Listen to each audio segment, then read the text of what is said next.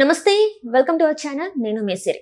YS Rajasekhara Reddy గారు ఇంకా వివేకానంద రెడ్డి గారు రామలక్ష్మణ్ లాగా ఉండేవారని చెప్పేసి అయితే సౌభాగ్యమ్మ గారు గుర్తు చేసుకున్నారు. అయితే ఈ అంశాన్ని ఎందుకు గుర్తు చేసుకున్నారు ఏంటి అనేది మనకి ఇంకా వివరించడానికి మనతో పాటు ఉన్నారు ప్రముఖ senior journalist, political analyst CS Rao గారు. నమస్కారం సార్. ఇప్పుడు చూస్తుంటే సౌభాగ్యమ్మ గారు ఏంటంటే వైఎస్ రాజశేఖర రెడ్డి గారి గురించి, వివేకానంద రెడ్డి గారి గురించి మాట్లాడడం జరిగింది. అక్కడ ఏంటంటే వాళ్ళిద్దరు రామలక్ష్మణ్ లాగా కలిసిమెలిసి ఉండేవాళ్ళు అని చెప్పేసి తను మాట్లాడిన సందర్భం ఉంది. అసలు ఎందుకు సడన్ గా వాళ్ళిద్దరిని మళ్ళీ అంటే వాళ్ళిద్దరు బంధం గురించి మాట్లాడారు?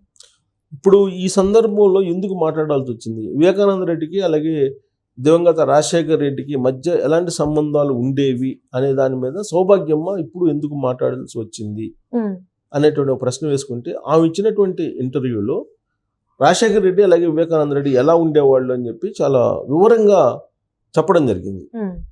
ఒక రామలక్ష్మణుల లాగా ఉండేవాళ్ళు, రామలక్ష్మణులు అన్నదమ్ముల మధ్య అనుబంధానికి, బంధానికి ఒక ఆదర్శంగా రామాయణం చెప్తూ ఉంటుంది.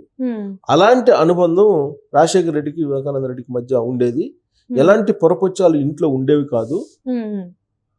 అంత కలిసి ఉండేవాళ్ళం. ఒకరి మీద ఒకరికి ఎలాంటి అనుమానాలు ఉండేవి కాదు. మా ఫ్యామిలీలో అందరూ కలిసి ఉండేవాళ్ళు. ఎలాంటి అనుమానాలు కానీ లేదంటే ఎలాంటి పొరపొచ్చాలు కానీ భేదాభిప్రాయాలు కానీ ఉండేవి కాదు. కానీ రాజశేఖర రెడ్డి మరణించిన తర్వాత నుంచి కుటుంబంలో మార్పులు వచ్చాయి.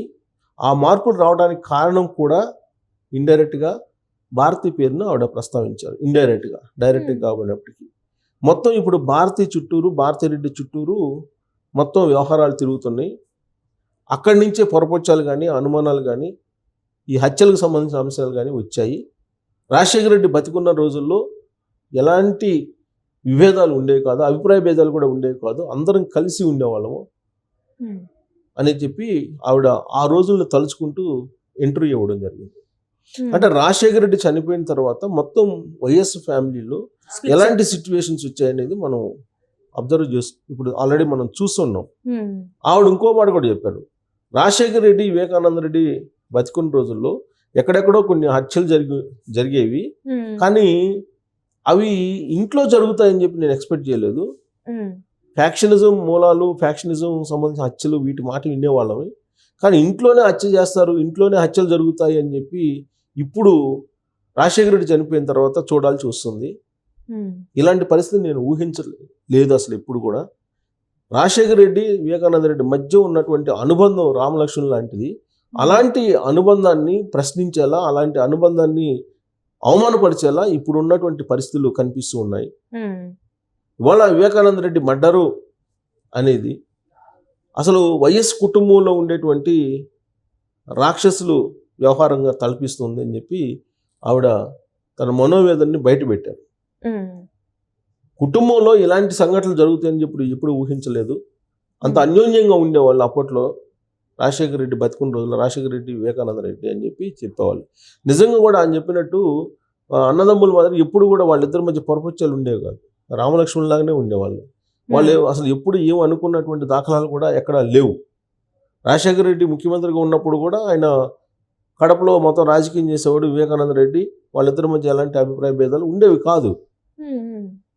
ఎప్పుడైతే రాజశేఖర రెడ్డి చనిపోయినప్పటి నుంచి ఈ మొత్తం విభేదాలు వస్తున్నాయి. దానికి మూల కారణం భారతి అనేటువంటి అభిప్రాయాన్ని ఇండైరెక్ట్గా సౌభాగ్యం వ్యక్తం చేస్తున్నారు.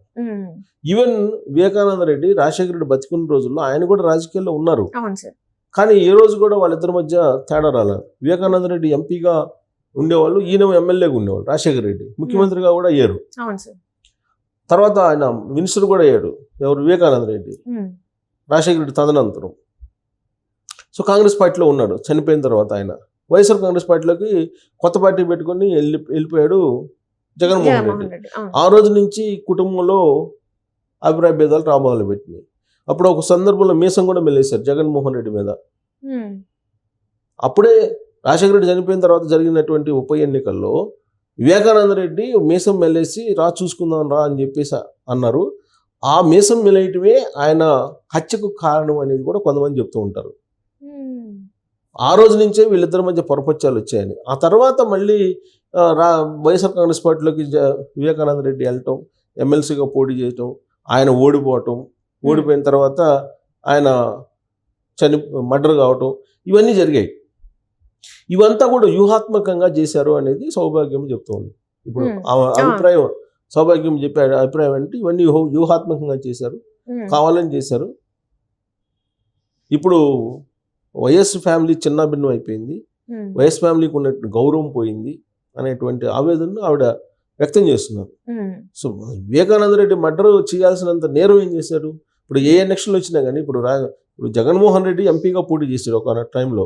అప్పట్లో వివేకానంద రెడ్డి ఎంపీగా ఉండేవాడు. ఆయన చేత రిజైన్ చేయించి ఈయన ఎంపీగా పోటీ చేశాడు. అప్పుడు కూడా రాజశేఖర రెడ్డి ఏం చెప్తే అది విన్నారు. రిజైన్ చేయమంటే వివేకానంద రెడ్డి రెండో మాట మాట్లాడుకుంటే రిజైన్ చేశాడని చెప్పి అప్పట్లో న్యూస్ వచ్చాయి. ఆ ప్లేస్లో ఆయన పోటీ చేసినప్పుడు కూడా వివేకానంద రెడ్డి జగన్మోహన్ రెడ్డి తరఫు నుంచి ప్రచారం చేసి గెలిపించాడు. అప్పుడు కూడా అత్యధిక మెజారిటీ తోటి గెలిపించిన వాళ్ళలో వివేకానంద రెడ్డి కూడా ఉన్నారు. వివేకానంద రెడ్డి కడప జిల్లాలో ప్రత్యేకించి పులివెందుల్లో ఆయన ప్రతి ఇంటికి వెళ్ళి పేరు పెట్టి పిలిచేటువంటి స్వాతంత్ర్యం ఉంది. గ్రౌండ్ లెవెల్లో రాజకీయాలు చేసేదంతా కూడా వైఎస్ ఫ్యామిలీలో వివేకానంద రెడ్డి అనేది అక్కడ ఉండేటువంటి వాళ్ళు చెప్పేటువంటి మాట. అలాంటి వివేకానంద రెడ్డిని మర్డర్ చేశారంటే ఎవరికి అవసరం ఉంటుంది అని అంటే పాత కక్షలు ఏవో ఉన్నాయి.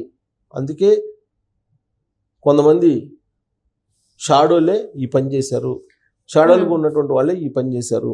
అంటే పాత కక్షలు అంటే ఆస్తికి సంబంధించిన కక్షలు ఎలా చూసుకోవాలి సార్? ఇప్పుడు వివేకానంద రెడ్డి చనిపోయిన తర్వాత ఒక వికృతమైనటువంటి ప్రచారాన్ని తీసుకొస్తున్నారు. ఆ ప్రచారం ఏంటంటే వివేకానంద రెడ్డికి సెకండ్ భార్య అనఫిషియల్గా ఉందని, ఆ అనఫిషియల్ భార్యకి పుట్టినటువంటి పిల్లవాడికి ఆస్తులు రాసేయడానికి వివేకానంద రెడ్డి సిద్ధమయ్యాడని, అందుకే ఈ మర్డర్ జరిగింది అనేది ఒక వర్షన్ పైకి తీసుకొచ్చారు. తర్వాత రెండో వర్షన్ ఏంది, బెంగళూరులో ఒక భూములకు సంబంధించినటువంటి వివాదం ఉంది. ఆ వివాదంలో వివేకానంద రెడ్డికి అవతల తెలుగుదేశం పార్టీకి సంబంధించిన కొంతమందికి కొంత విభేదాలు ఉన్నాయి. ఆ విభేదాల క్రమంలోనే ఈ మర్డర్ జరిగింది అనేది ఇంకొక వర్షన్ వినిపిస్తున్నారు. అంటే దీన్ని రకరకాల రూపంలో తీసుకెళ్తున్నారు. అసలు ఇంట్లో జరిగినటువంటి మర్డర్ అని చెప్పేసి సొంత భార్య సొంత బిడ్డ చెప్తూ ఉంటే కాదు ఇదంతా ఇల్లీగల్ కాంట్రాక్ట్స్ వల్ల లేదంటే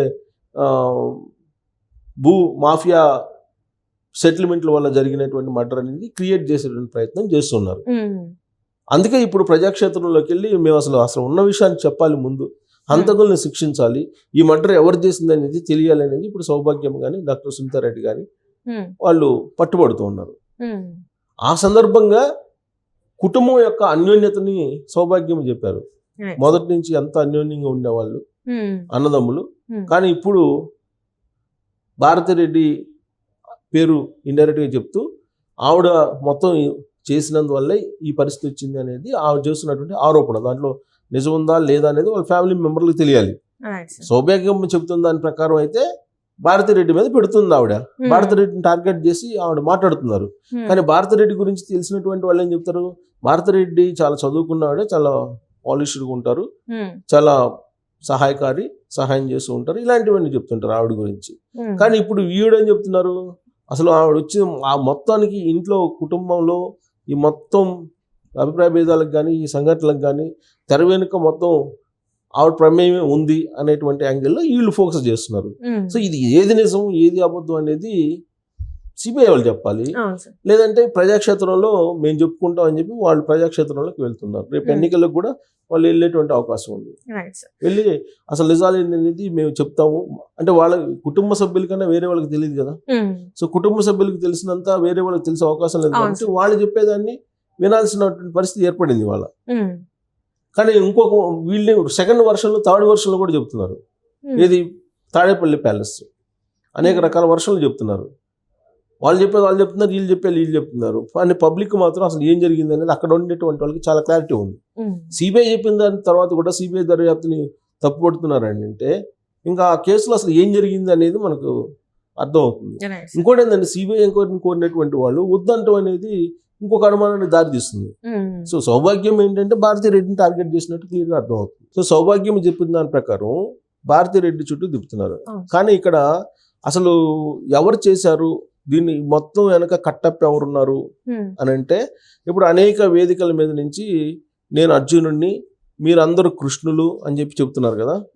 సో ఆ కట్టప్పే ఈ అర్జునుడు అనేది ఇప్పుడు సౌభాగ్యం చెప్తుంది. Right sir. ఇప్పుడు బాహుబలి సినిమాలో కట్టప్ప అవును తెలుసు సార్. కదా అందరికి, ఆ కట్టప్ప చేసేటువంటి రోల్ ఏందో తెలుసు కదా.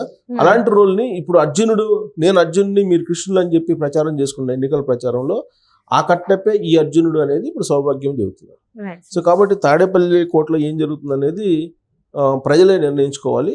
ప్రజాక్షేత్రంలోనే ఇది తేలాలి. Right thank you so much sir.